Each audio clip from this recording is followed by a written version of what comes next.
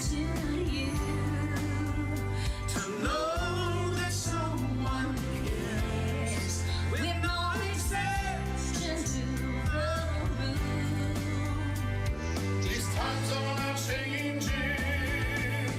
Show me the love to keep us together.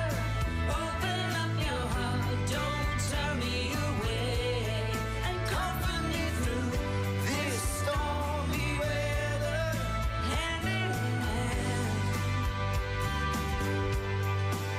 to heal this broken land.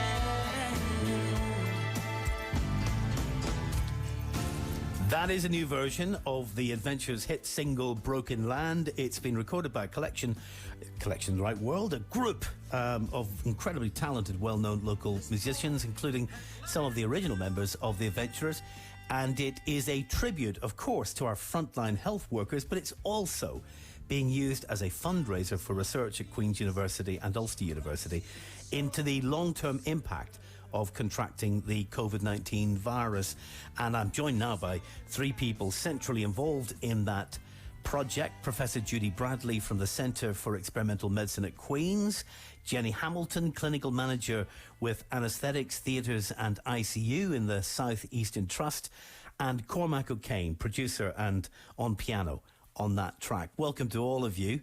Let's come to you first of all. It's lovely, by the way, guys. It's lovely. It's a great way to raise the important issue of long-term impact, and it's an issue that hasn't been given the press attention it deserves, because understandably we're focused very often on the terrible figures, the grim figures around death, but what about the consequence in people's lives afterwards who have contracted this virus, some very debilitating conditions and all the rest of it. So great work, great research. I'm delighted to have you with us. Cormac, why this track as the focus for all of that? Why this focus on Broken Land? Well, it was a worldwide hit initially in 1988. How it came about was actually I was at a gig organised, like kind of a reunion of 90s Belfast musicians, the 90s era Belfast musicians, just before the lockdown. And there was a singer there, Davy McLarnon, and his band played the song twice. And I thought, God, that is really such a great song. It really does live on.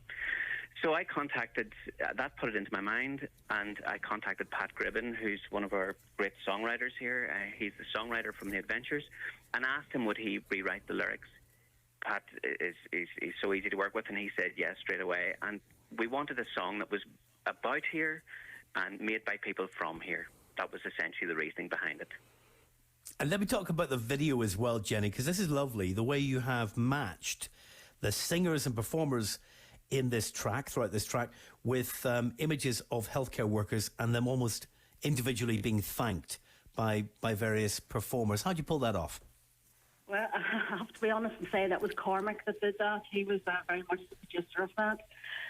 At the very beginning of COVID coming out, I had gone through a lot of my team and asked to take the photographs, and I put on a big Facebook page just to thank the team, to say how proud I was of the work that they'd all be doing, and to show the world how hard-working and courageous and focused and dedicated a team we have here in the South Eastern Trust. Cormac saw my Facebook page and thought, well, I'd love to use some of your photographs and tie it in with the work that he was doing for the music video, and I think it's worked out really well.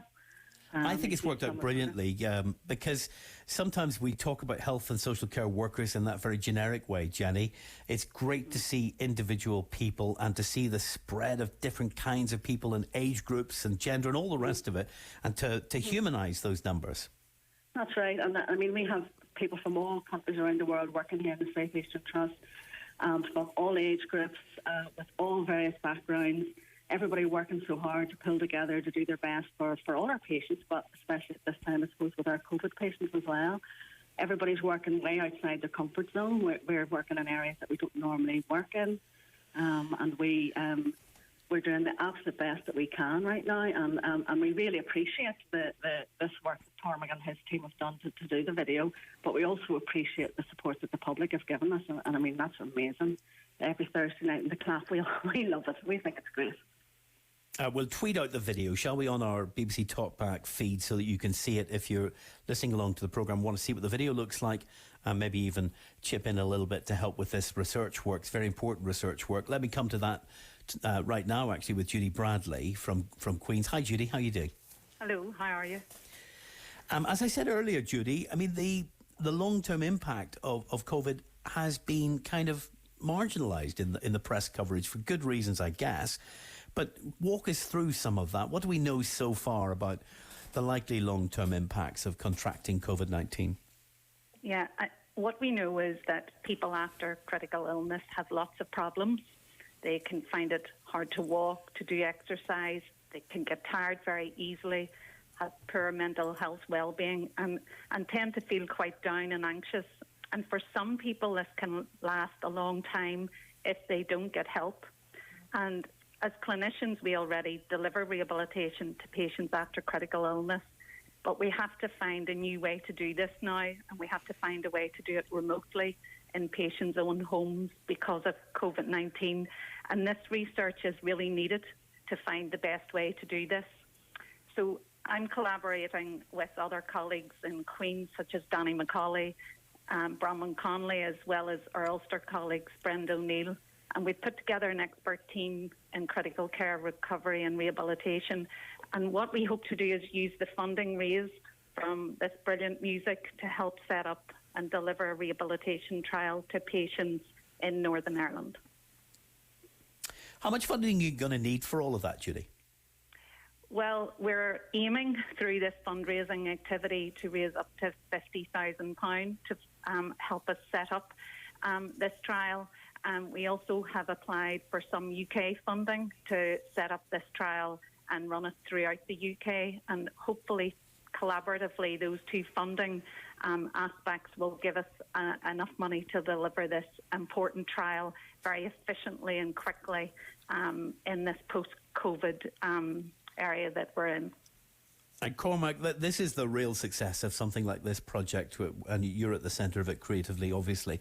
The real success of it is this is really important work, but actually by bringing performers together on a song like this, we're now talking about it. It draws the attention of the public to something as significant as this.